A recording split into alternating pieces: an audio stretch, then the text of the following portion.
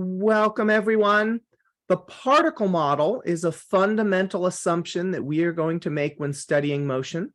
The idea behind it is to treat any object as if it were a point-like particle moving around in space. Now, I'm going to use this tennis ball as one example of something that could be treated like a point particle.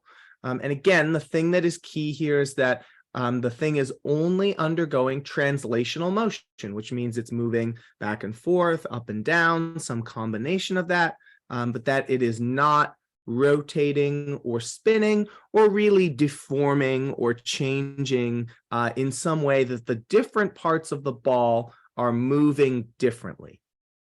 Now, this particle model is an assumption, so we want to use our machinery for thinking about assumptions and idealizations. First, is the assumption useful for our context? So for something like a ball moving around in the air, that would be useful because I want to ignore the rotational motion of the ball because it's complicated to analyze the rotation of the ball. There are other things, especially if you think about trying to deform the ball, that would be especially difficult to account for in its motion. So it would be useful to be able to ignore it. The flip side is that the assumption needs to be reasonable.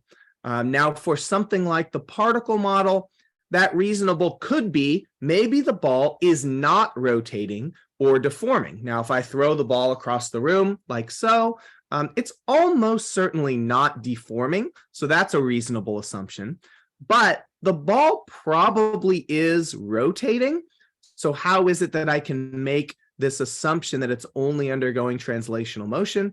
Well, for most objects that are just sort of moving around in space, their translational motion and their rotational motion are decoupled from each other. Now, that's always true, as we'll see much later when we get to rotational motion, but it is often true. And again, for something that's just sort of going around in space like this, it's very true. And so even though there is rotational motion, and it might not be negligible, it is separated from the kind of motion that we are going to analyze.